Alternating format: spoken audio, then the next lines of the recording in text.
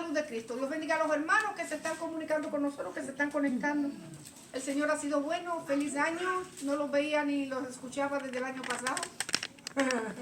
No, el antipasado. Sí, el año pasado. La semana pasada nos vimos, no sé si nos saludamos, no, pero qué bueno que está ahí.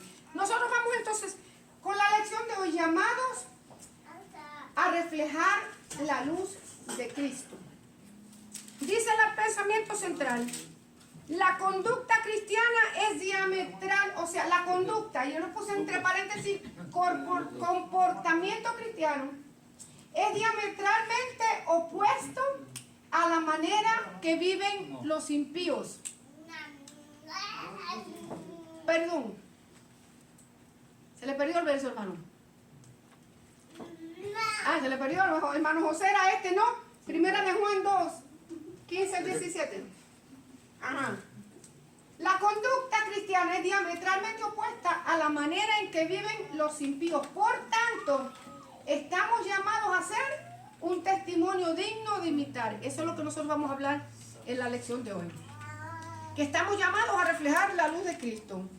La Biblia dice, amado mío, entre las enseñanzas de la lección que vamos a aprender hoy, cuando Cristo estaba en el huerto de Getsemaní, orando en su oración sacerdotal, Juan capítulo 17, algo que él presentó en su oración como petición al Padre era de que nos guardara del mundo. No somos del mundo, hermano, estamos en el mundo, pero no somos del mundo. Amén. Y yo no sé que últimamente, hermano, hay una controversia. Ay, no estás en el mundo, ¿y a dónde estás? Mire, hermano, a veces nosotros como que de una frase como que hacemos un nicho grande. ¿Y a dónde estás? Hay que ser entendido, hay que ser entendido. La palabra mundo en la escritura tiene dos connotaciones, dos significados. Mundo, la esfera del globo terráqueo. Todos vivimos en este mundo, porque hasta que yo sepa, nosotros no andamos en la luna. Todos vivimos en este mundo. Y hay que saber diferenciar en lo que es la esfera del globo terráqueo donde nosotros vivimos y lo que es la era en la cual la sociedad está viviendo. Son dos cosas distintas. Cosmo es el mundo donde nosotros vivimos. Cosmo. Cosmo. El globo terráqueo. Todos nosotros tenemos los pies puestos en la tierra. Aquí vivimos. No vivimos en Marte ni vivimos en Júpiter, aunque a veces nos diera la gana de irnos allá, pero no nos vamos. Estamos aquí, en el planeta Tierra. Y está la otra palabra para mundo que se llama Ión, que es la era en la que nosotros estamos viviendo. La era, la situación, como usted quiera llamarle, situación, la era en la que nosotros vivimos. En este sentido, nosotros no somos del mundo, hermano, porque nosotros pertenecemos al reino del cielo. Amén. Entonces yo quiero hacer esta aclaración, porque muchas veces, hermano, yo no sé si es que nos hacemos los bobos o es que nos caímos del palo, a saber. Pero a veces andamos en esa tragedia. Ay, en el mundo, ¿y a dónde tú vives si no en el mundo? Entendidos, entendamos. ¿Ok? Que sí vivimos en el cosmos, aquí en esta tierra, planeta Tierra. Pero nosotros no somos de la Ión que gobierna el mundo. ¿No? Vivimos en esta era donde vive el mundo. De esto estaba hablando Cristo cuando dijo guárdalos porque están en el mundo pero no son del mundo. Entonces nosotros tenemos que estar, porque mira hermano, últimamente la gente está que de cualquier cosita hace un nicho grande y una división y nos quiere ridiculizar y ponerlos en vergüenza. Nosotros somos entendidos. Y si no me entendió yo se lo explico otra vez, no hay problema. Cuando alguien le diga, ay no, perdón, yo vivo en esta tierra, pero no pertenezco a la era que gobierna este mundo, porque la era que gobierna este mundo la gobierna el príncipe de las tinieblas. Amén. En ese sentido, nosotros no pertenecemos al mundo. Entonces vamos a hablar que la conducta cristiana es diametralmente opuesta, o sea, ¿cómo es? Totalmente opuesta desde un tramo al otro a la manera en que viven los impíos. Un impío es una persona que no tiene a Cristo en su corazón, que vive la impiedad, ¿ok? No tiene a Cristo en su corazón. Por lo tanto, nosotros ya tenemos que estar llamados a ser un testimonio digno de imitar para ellos. Porque déjeme decir una cosa, la lección Dios nos va a enseñar que aunque la gente no tiene a Cristo en su corazón, pero sabe cómo la iglesia vive. Amén. El impío no tiene a Cristo en su corazón, no vive para el Señor. No vive para Cristo, hermano. Todo aquel que no tiene a Cristo en su corazón, que no lo hace dueño y Señor de su vida, no vive para Dios, hermano, ni mucho menos el Dios. Hermanos, silencio. A ver, sí, estos dos tienen algo. Prepárate, que esa va a ser tu yerna. Aquella va a ser su yerna. Usted verá cómo es la pasea y el carrito y todo. Ay, ya estoy, ya tengo mi carcachita, dice. Todo aquel que no tiene a Cristo en su corazón, hermano, es impío, no tiene al Señor en su vida. El mundo dice que todos somos hijos de Dios, pero la Biblia dice todo lo contrario. Somos creación de Dios hasta que venimos a Cristo y lo aceptamos en nuestro corazón. Entonces la Biblia dice que Él nos hace partícipes de su familia, nos adopta, venimos a ser parte de la familia de Dios, herederos del cielo, hijos de Dios. O sea, no todos entonces somos hijos de Dios. Venimos a ser hijos cuando nosotros abrimos nuestro corazón para Cristo, lo recibimos y Dios nos recibe en su familia. ¿Por qué le quiero decir eso? ¿Por qué vamos a eso? Porque nosotros estamos llamados a hacer luz en medio de las tinieblas y a hacer un testimonio digno de imitar. Dije que aunque la gente no conocía a Cristo, no le sirve, pero sabe cómo la iglesia debe vivir. Por lo tanto, sus ojos están puestos sobre nosotros. Amén. ¿Cómo andamos? ¿Cómo hablamos? ¿Qué actitud tomamos? ¿Qué hacemos? ¿Y cómo vivimos? Amén. Muchos de ellos tienen sus ojos puestos en nosotros para que seamos testimonio a ellos de cómo se vive una vida cristiana. Y otros tienen sus ojos puestos sobre nosotros para criticar, censurar y señalar y hacernos sentir culpables del tropiezo de ellos en su vida.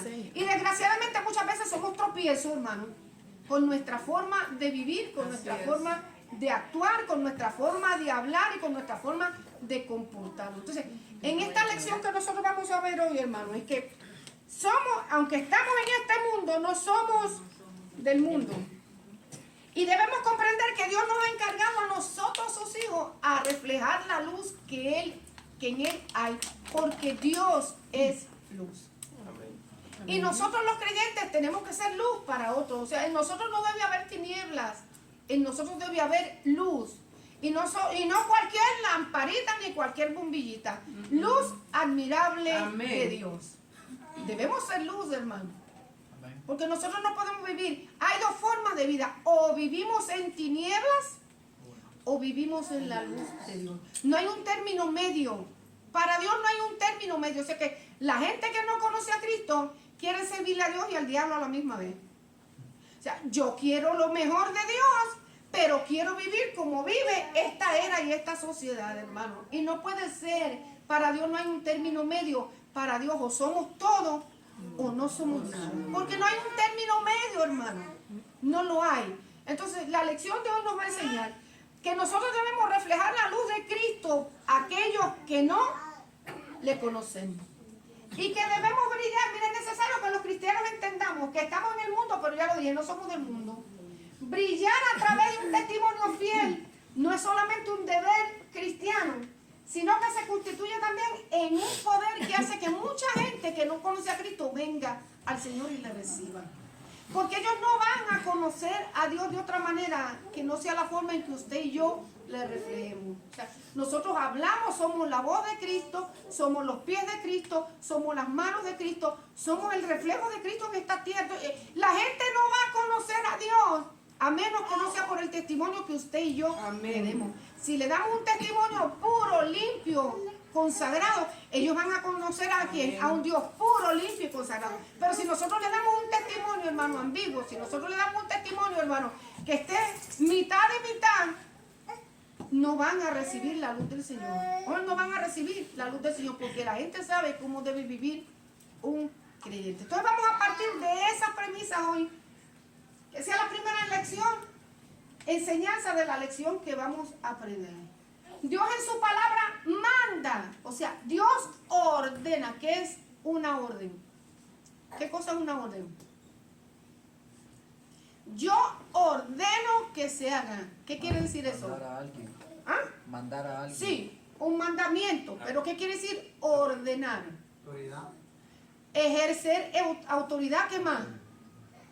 Cuando usted da una orden en su casa, es algo, ¿verdad? Es algo que usted estipula que tiene que cumplirse. Pues Dios ordena, Dios manda a los creyentes a no hacer yugo desigual con los incrédulos. Se refiere a la separación espiritual y ética que debe existir entre los hijos de Dios y los que rechazan creer y vivir para Cristo. Si vamos a hablar de testimonio o de comportamiento, hoy vamos a hablar de esto, de hacer yugo desigual con los incrédulos. Y muchas veces nosotros nos referimos a este pasaje de la Biblia solamente en el matrimonio con un inconverso. Pero no es necesario, no es solamente, hermano, el hacer una unión matrimonial con un inconverso. Hay muchas formas en que nosotros los cristianos hacemos yugo desigual con el inconverso. Vamos a ver lo que dice la Biblia. Al principio dice, aquí, dice 2 Corintios capítulo 6, 14. No os unáis en yugo desigual con los incrédulos. ¿Qué quiere decir eso? Un yugo desigual. ¿Qué es un yugo? Primero que nada, ¿qué cosa es un yugo? Una carga. Que lo ponen los bueyes. Es una carga, Es un madero que le ponen a los bueyes en Una unión. es un madero que se le pone, vamos a hablar lo que es el yugo primero. El yugo es un madero que se le pone a los bueyes. a los bueyes, ¿para qué? A jalar el arado. Para que hagan un arado. ¿Verdad que sí? Para que hagan un arado. Se vaya juntos. Es un pedazo de madera que une a los dos animales Sí. para hacer un surco. Ajá. La Biblia en el Antiguo Testamento prohibía hacer un yugo entre dos animales, o sea, no se podía, entre dos animales que no fueran de la misma especie. Un toro con un burro. No se podía poner un toro con un mulo, ni se podía poner una vaca con una mula. ¿Por qué? Tiene la misma Porque la fuerza. fuerza no era igual y ese yugo significaba que un sufrimiento para el otro animal más débil. Entonces, no se podía hacer, si se hacía el yugo tenía que ser con los dos animales que fueran de la misma especie y la misma fuerza. No se podía poner un buey viejo con un buey joven. ¿Por qué? Porque el buey joven lo iba a llevar al palo y el pobre viejo se iba a morir a mitad del camino. ¿Es así? Se ahoga. Se ahoga el viejo del camino. Tenía que ser que parejo, la fuerza pareja, porque la idea era que el surco saliera perfecto. Primero, que no fuera sufrimiento para el animal más débil. Segundo, que el surco saliera, exacto, saliera parejito y saliera uniforme, saliera bien. Entonces, sinónimo de unidad. Sinónimo de unidad. La Biblia nos habla a nosotros hoy de que no nos uniéramos, en yugo desigual con los incrédulos. Aunque dije, a veces nosotros aplicamos, o se aplica muchas veces, este verso bíblico a la unión matrimonial entre una pareja, entre una mujer o un varón cristiano con una pareja inconversa. Y a veces nosotros ignoramos la voz de Dios y decimos, bueno, ¿qué importa si yo lo convierto después? Primero, usted y yo no convertimos a nadie. Segundo, difícilmente, no digo imposible, pero difícilmente que nosotros podamos hacer que este incrédulo se convierta a Cristo. ¿Por qué? Porque va a significar sufrimiento para la persona más débil. Para la persona más débil. ¿Me voy explicando, hermano? Ok, entonces, cuando lo aplicamos a un matrimonio cristiano, debemos tener cuidado, hermano. No es solamente nosotros casarnos porque él me gusta y ella me cae tan bien. O sea que va mucho más allá. El matrimonio es una unión espiritual. Vamos a hablar un poquito del matrimonio para entrar entonces, ¿por qué la Biblia? Las razones por las cuales debemos separarnos de los impíos.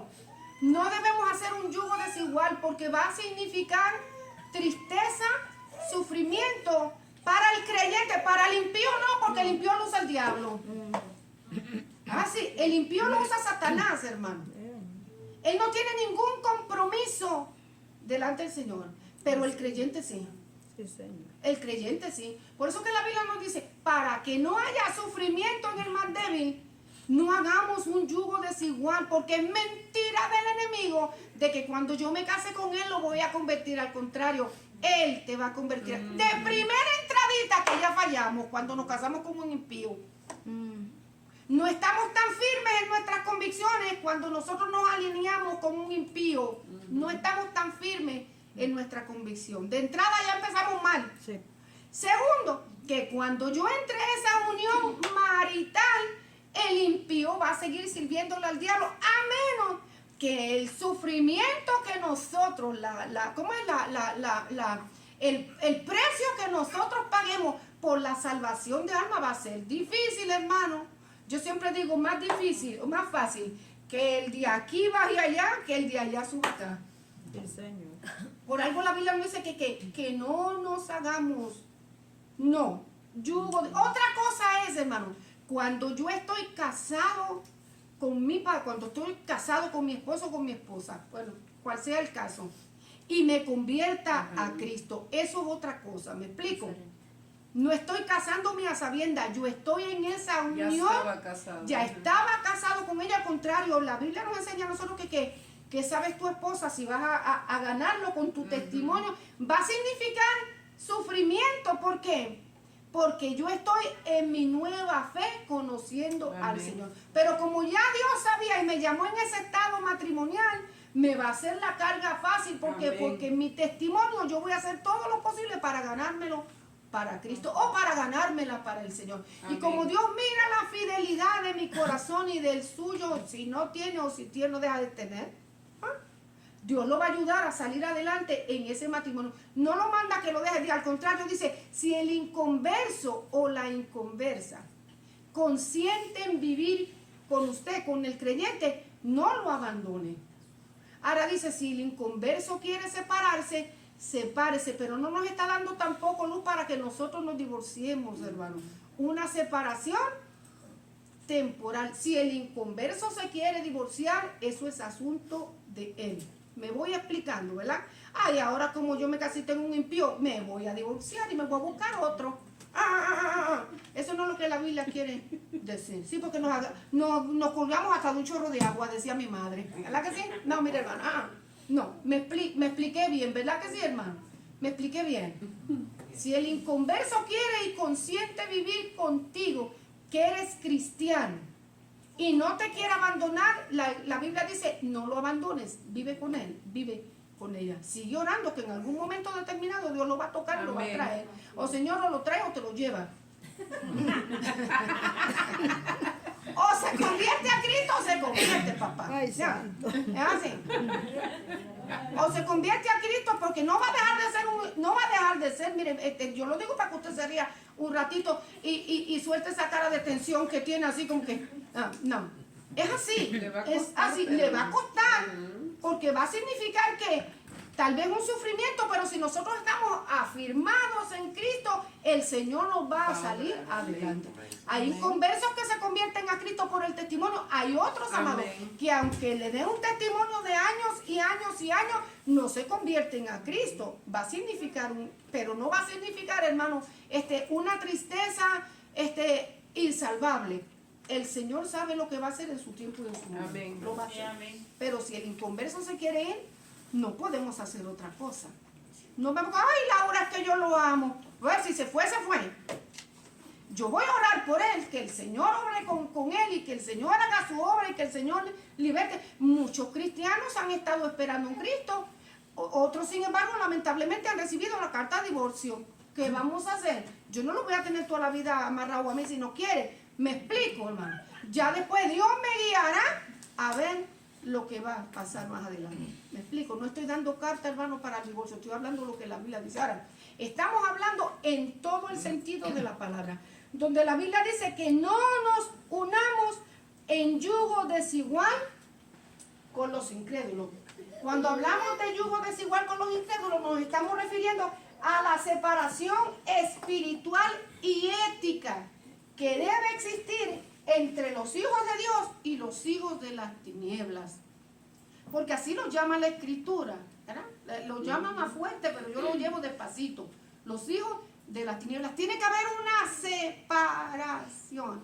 Estamos en este mundo, pero no somos de este mundo.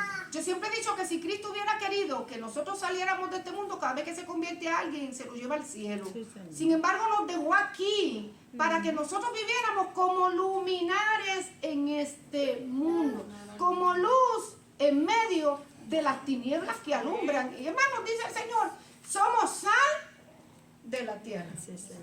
Amén. luz a las naciones. O sea que nosotros, una vez que venimos a Cristo, ya no hay oscuridad en nuestra vida. Venimos a tener la luz del Señor y Dios espera que en medio de la oscuridad que hay alrededor de nosotros, porque en eso es que el mundo vive, en oscuridad. Dígame si cada vez que usted enciende la televisión y empieza a ver noticias no ve oscuridad. Óigame, hermano, yo veo esta ciudad que cada día se pone más tremenda, más terrible. Y siempre digo, Padre, cuando abundó el pecado, sobreabundó la gracia. Que sobreabunde la gracia para que la iglesia pueda seguir adelante. Pero la Biblia nos hace énfasis de que no hagamos yugo desigual con ellos. Tiene que haber una separación espiritual y ética entre los hijos de Dios y los que rechazan creer y recibir el Evangelio. Ahora vamos a las razones.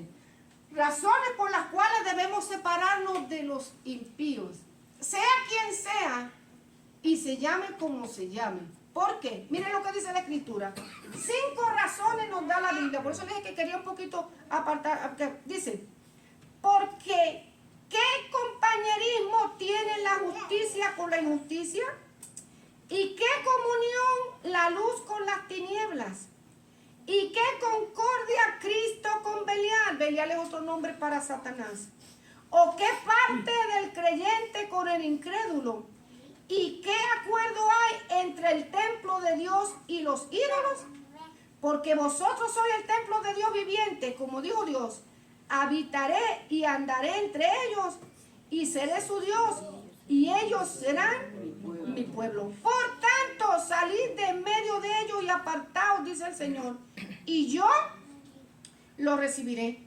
Y seré para vosotros por padre, y vosotros me seréis hijos e hijas, dice el Señor Todopoderoso. La primera razón por la cual nosotros no debemos hacer un yugo desigual con un inconverso es porque no hay compañerismo entre la justicia y la injusticia. ¿Qué quiere decir la palabra compañerismo?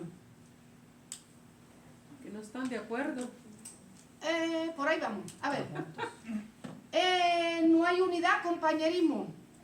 No caminan juntos. No caminan juntos, ¿qué más? Andan juntos. Andan juntos, compañerismo, andan juntos, ¿qué más? Están de acuerdo. ¿Están de acuerdo? Estar unidos. ¿Están unidos? ¿De acuerdo? ¿Saben lo que quiere decir la palabra camadería? ¿Saben lo que quiere decir camadería? No ganadería, camadería. Hey, you are my buddy. Eso es camadería. Ser Camaradas. camaradas. ¿Entiende lo que es camadería? Como compañeros. Ser camadería es mucho más que andar en compañía. Es una unidad. Es una unidad que significa mucho más que una amistad. Porque yo puedo tener una amistad con el hermano Alan, pero no estar unida a él. Entonces no se hace lo mismo. No. Camaradería es que cuando yo soy camarada del hermano Alan, hasta con la mirada nos entendemos. No tenemos que hablar, existe una unidad, ¿verdad? Un acercamiento tan profundo. Y no solamente se liga, hermano, nuestra amistad, se ligan sentimientos, se ligan emociones, se ligan acciones. ¿Me explico la diferencia? No necesitamos hablar porque con la mirada nos entendemos. Y por desgracia, hermano, siempre es para mal. Estoy haciendo un ejemplo. La camaradería me hace a mí negar a Cristo este día por complacer a mi hermano. En este caso no, hermano, vamos a suponer, vamos, para que no se me vaya a ofender, yo soy la inconversa. Entonces, usted no, usted es el creyente. Si tiene que comprometer su relación con Cristo para complacerme a mí, lo va a hacer porque somos bari. Somos camaradas. Los dos tenemos una idea, y yo no quiero ofenderla, porque ¿qué es lo que le pasa a nuestros hijos en las escuelas? Yo no digo que nuestros hijos no entienden la palabra del Señor ni la guardan, pero tienen el compromiso, ¿verdad que sí? El peer pressure que le dicen, el compromiso entre el inconverso que no conoce a Cristo, y entre su compromiso con Cristo Jesús. Entonces están en esa lucha. Yo amo a Cristo, pero también amo a mi hermano, a mi amigo que está en la escuela. Y somos capaces de vender a quien sea por cuidar el testimonio de mi amigo y decirle, yo estoy con él. ¿Qué pasa? Tengo un servicio cristiano. ¿Cómo opera el cristiano con el converso? Tengo un servicio hoy bien importante en la iglesia. Vamos a decir que es Santa Cena. Pero mi baribari me invita a mí al cumpleaños de su nene. Entonces yo no le puedo decir a mi baribari que no voy. Yo tengo que ir. Entonces dejo el servicio en la casa del Señor para complacer. Me estoy explicando, ¿verdad, hermano? Qué bueno. Qué bueno que nos estamos entendiendo, hermano. Me explico, porque no puede haber comunión porque yo soy capaz en la camaradería, en el compañerismo que va mucho más allá de estar juntos, de vender mi propia salvación para complacer al otro. Ay, hermana Blanca, qué drástica. Sí, Señor. Cuando yo comprometo mi tiempo, mi vida, mi trabajo con el Señor para complacer al otro, estoy siendo ¿qué? Compañerismo. Y la Biblia dice, no hay compañerismo entre la justicia y la injusticia. No podemos sentirnos en confianza junto al impío que no tiene temor de Dios. El impío no tiene temor de Dios, por lo tanto nosotros no podemos sentirnos confundidos, porque aunque usted y yo, aunque nosotros seamos fieles por la camaradería que hay nosotros no sabemos cuándo aquel nos va a enterar el puñal en la espalda. Y cuándo vamos a tener que pagar el precio por eso, hermano. ¿Ya? Entonces, comprometemos nuestros principios, comprometemos nuestros pensamientos, comprometemos nuestros sentimientos, comprometemos a veces nuestra salvación para quedar bien con el otro. No hay compañerismo. Jesús es justicia. ¿Qué dice Hebreos 1:9? Dice, has amado la justicia y aborrecido la maldad, por lo cual te ungió Dios, el Dios tuyo, con óleo de alegría. Óleo de alegría más que a tus compañeros. Más que a tu compañero, hablando de Cristo, porque eso es una profecía del Antiguo Testamento, ¿verdad que sí? Hebreo solamente, el escritor de Hebreo lo está trayendo, refiriéndose a Cristo. Cristo ama la injusticia. El inconverso es injusto en su forma de actuar, de vivir y de hacer. No podemos estar, yo no me puedo sentir feliz cuando un inconverso habla feo. O yo no sé qué cristiano se siente feliz cuando un inconverso le hace daño a otro. O cómo nosotros podemos participar y aplaudir las acciones de otros que están dañando a otro inocente que vive alrededor. No puedo, hermano. ¿Cuántos se sienten tristes e incómodos cuando usted ve una noticia cuando una madre maltrata a un niño? Tiene que ser que no tenemos hígado, ¿verdad que sí? Pero por lo general el cristiano siente repulsión hacia la injusticia de este mundo. Nosotros no podemos tener compañerismo. No podemos tener, porque el impío es injusto. Sí. El impío obra porque el impío obra a favor suyo, pero el impío no obra justicia. Cristo no es injusto. Cristo odia la injusticia. Ama la justicia y la verdad. Entonces nosotros no podemos, primero, no hay compañerismo. A la larga nos vamos a sentirnos traicionados, hermano. Y a la larga vamos a tener que ser confrontados en el conflicto de la decisión. O le vas a servir a Dios o le vas a servir a tu amigo. Y cuando tu amigo ve que ya tú no eres fiel, eso, entonces nos hacen ¿qué? Nos hacen canto, nos hacen trizas, hermano, nos hacen garra. Hablan de nosotros, nos critican, nos señalan. O se convierten. Es así, hermano. O hay algunos, no vamos a decir todos, vamos a decir, hermano. El 98%, hermano, se ríe de nosotros, se burla, nos señala, nos critica. Tal vez un 2% dice, caramba, déjame seguirlo porque lo que hay en él es bueno. Lo que hay en él me bendigo. Pero eso tiene que ver mucho con que con el comportamiento que nosotros tengamos en La medio luz, ajá. del inconverso. Número 2, ¿qué dice? ¿Por qué razón no debemos separarnos del impío? Dice, ¿qué comunión tiene la luz con las tinieblas? No hay ninguna comunión. ¿Qué quiere decir la palabra comunión? Comunión. Intimidad. Tiene que haber intimidad espiritual. No hay ninguna intimidad espiritual entre las tinieblas y la luz. ¿Sabe lo que quiere decir comunión? Darle a comer en el mismo plato. ¿Qué fue lo que falló en la vida ¿qué fue lo que falló en la vida de Santo de Judas? Que le entró el diablo. Le entró el diablo después de qué? Satanás lo perturbó y le dio lugar. ¿Después de qué? De haber comido en el mismo plato con Cristo. Y si le pasó a él, ¿no lo puede pasar a nosotros? Ajá. Después, fíjese cómo es, todos los discípulos juntos. El Señor sabía lo que había en el corazón de Judas, pero no dejó de pasarle el plato. Así Todos es. comieron. Y le dijo, uno de vosotros me va a entregar. Ay, Dios mío, ¿cuál será? Y todos los discípulos, Dios mío, ¿cuál será? Y Judas, sabiendo lo que había en su corazón, le dijo, ay, ¿cuál será? Hipócrita. Pero cuando el diablo toma lugar, nosotros no nos damos cuenta que estamos siendo hipócritas. Y el Señor le dio el plato, toma comunión conmigo también, come igual que comen los demás. Y después que se tragó, después que se comió el pedazo de pan, le dijo el Señor, fíjese, vete y haz lo que tienes planeado hacer. El Señor sabía. Él lo sabía, pero no dejó de disimular, Ajá. no dejó de disimular, ya sabía él lo que iba a hacer. Entonces, Sí. quiere decir que ninguna comunión puede haber entre la luz y las tinieblas. Las características de ambas son totalmente opuestas. La luz muestra todo, la oscuridad todo lo tapa. Y a la gente que le gusta más andar en la luz, en la oscuridad. A la gente le gusta hacer las cosas al oscuro. El que está haciendo pecado y está haciendo mal, no viene a la luz para que sus obras no sean reprendidas. El que hace maldad y hace pecado, procura que hacerlo todo a escondidas, que nadie lo vea. Mientras más oscuro y menos ruido, mejor todavía. Porque son características totalmente opuestas. Si usted y yo tenemos a Cristo en el corazón, no podemos andar en tinieblas, hermano. Primero porque el mismo Espíritu Santo nos va a redarguir Amén. de que lo que estamos haciendo no está bien. Si es Amén. que tenemos a Cristo en nuestro corazón. Amén. Porque no estoy hablando, hermano, de que seamos tentados. Podemos ser tentados. Podemos ser tentados. Todos en una ocasión o en otra vamos a ser tentados en esta vida, hermano. El que diga que no ha sido tentado, dígame para mandarle a hacerle un altar. sí, mandarle a hacerle ¿cómo se dice? Sí, una estatua más grande que el Empire State Building. Porque todos vamos a ser tentados. Todos. El problema en sí no es la tentación, es lo que yo haga en medio de esa tentación. La actitud que yo tome.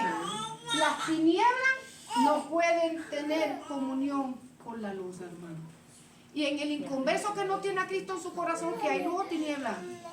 Tinieblas. Es tinieblas, hermano, no hay luz, no hay luz. Las obras de ellos y las obras de nosotros van a chocar. Van a chocar, ¿por qué? Porque son completamente opuestas una a las otras. ¿Cuándo voy a armonizar con ellas? Cuando yo ceda. Cuando yo ceda, entonces yo voy a armonizar con las tinieblas. Y yo no voy a ceder de la noche a la mañana porque Dios me está viendo. Pero voy concediendo, voy haciendo concesiones. Sí. Y cuando yo voy haciendo concesiones, el diablo no se va a quedar quieto. No. Un poquito hoy, un poquito mañana, un poquito pasado. Y cuando yo vengo a ver, estoy comprometida. Y no solamente estoy comprometida, sino que me debilité espiritualmente. Porque ese es el trabajo del enemigo. Vine a que a robar, a matar y a destruir. Pretender ser hijos de luz y sentirse conformes en un ambiente de oscuridad espiritual no viene de acuerdo con el carácter de los hijos de Dios. Primera de Juan 1:7, ¿qué dice?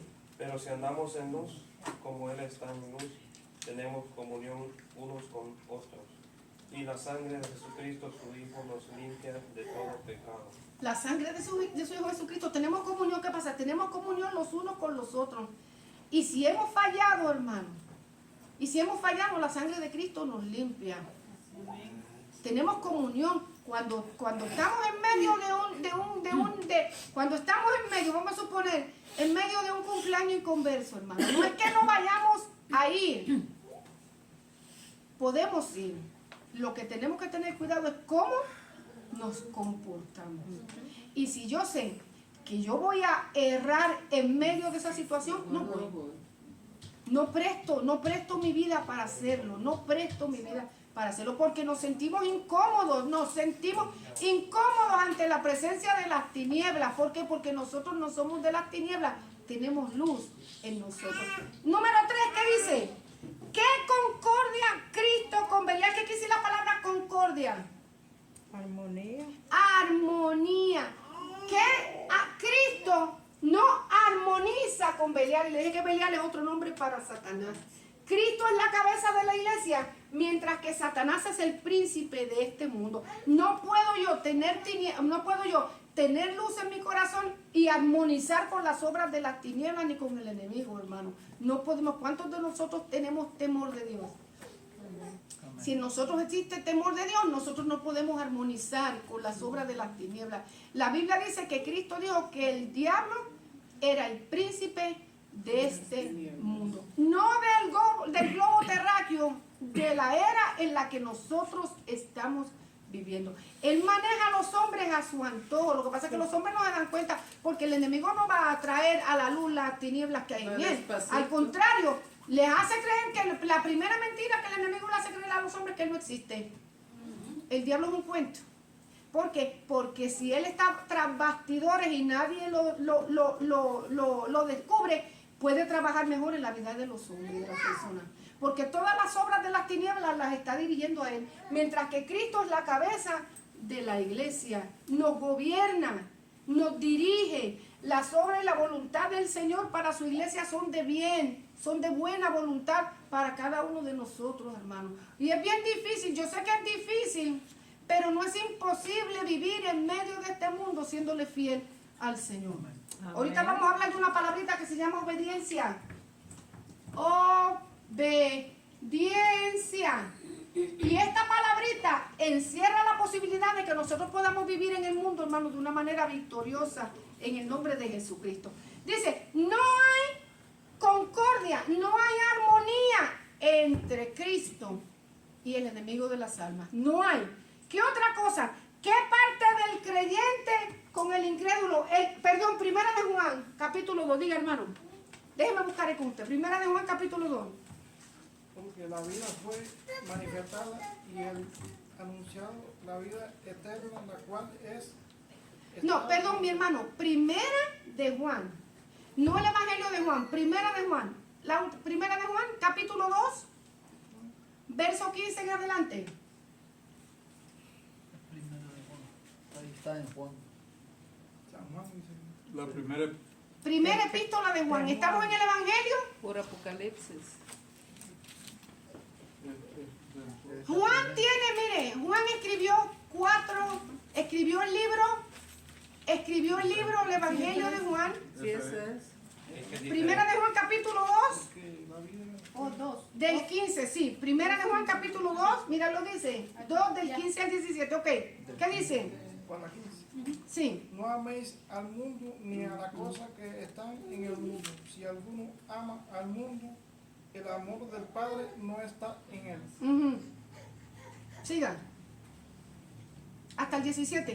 ¿Por qué? Porque todo lo que hay en el mundo, los deseos de la carne, los deseos de los ojos, la Vanagloria. vanagloria de la vida, no proviene del Padre, sino del mundo. Sigan. El 17 también. ¿Y el mundo? ¿Y el mundo pasa? Y el mundo pasa y su deseo, pero el que hace la voluntad de Dios permanece para siempre. Entonces, ¿qué es lo que nos aconseja la Biblia en este verso? Que no amemos al mundo